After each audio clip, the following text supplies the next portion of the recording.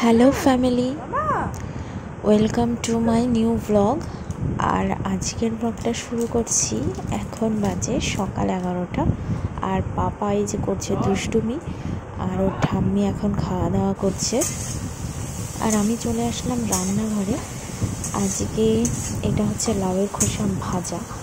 তো আমি এখানে একটা রসুনও দিয়েছি এটার মধ্যে। আর লাউয়ের খোসা ভাজা কার কার বাড়িতে হয় আর কে কে খেতে পছন্দ করো অবশ্যই কমেন্টস করে জানিও। আর এই যে আমাদের জন্য আনা হয়েছে আজকে রুই মাছ, আর ছেলের জন্য কই মাছ। তো আমি মাঝে মাঝেই রান্না করতে করতে ছেলেকে একবার করে দেখতে আসি যে ও কী করছে। সারা বাড়ি তো হামা দিয়ে দিচ্ছে, আর মা তো ওকে সামলাতে গিয়ে অবস্থা খারাপ।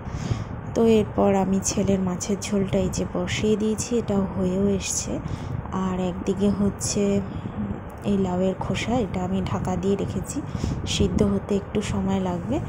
এরপর আমি মাছের ঝোলটাও ঢাকা দিয়ে দিলাম, তো তাড়াতাড়ি আলুগুলো সিদ্ধ হবে। আর ছেলেকে দেবো এখন মুসুম্বি, সেই জন্য আমি আগে দিয়ে জলে ভিজিয়ে রাখি, তো তারপর দেবো। আর এই যে পাপা বাইরে বারান্দায় দাঁড়িয়ে দাঁড়িয়ে দেখছে সব কিছু। খালি বাইরে খেলনাগুলো নেয়নি, ফেলতে যাচ্ছে। আর আমি পাপার জন্য এই খেলনাগুলো নিয়ে এসেছিলাম, কিন্তু ওর এগুলো ধরতে ইচ্ছা করে না, ও শুধু দুষ্টুমি করবে। তো আমি এখন রুই মাছটা ভেজে নিচ্ছি। আর রুই মাছটা ভাজতেই ছেলে কান্না শুরু করে দিয়েছে, কারণ স্নান করে দিতে হবে। হ্যাঁ, তো আমি ওকে শ্যাম্পু দিয়েছিল। এটা কি শ্যাম্পু? পাপা স্নান করে নিয়েছে। আর এই যে একদম মেঘ করে এসেছে, আর হাওয়াও দিচ্ছে খুব, মনে হচ্ছে এক্ষুনি বৃষ্টি নামবে। তো যা গরম পড়েছে, বৃষ্টি হওয়াটা খুব দরকার। আর এই বলতে বলতেই নেমে গেল বৃষ্টি। আর পাপা স্নান করে এসে একটু ঘুমায়, কিন্তু ও এখন ঘুমাবে না। তো জানলার সামনে চলে এসছে, ও বৃষ্টি দেখবে, ওর ভালো লাগছে এটা। আর মা ওইদিকে করছে রান্না।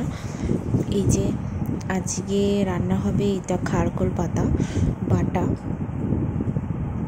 সেই জন্য এখানে তেল বসিয়ে দিয়েছে আর কালো জিরা ফোড়ন দিয়ে দিয়েছে। তো এখন খারকোল পাতা বাটাটা রান্না হবে। আর আরেকদিকে মা বসিয়ে দিয়েছে রুই মাছের ঝোল আলু দিয়ে।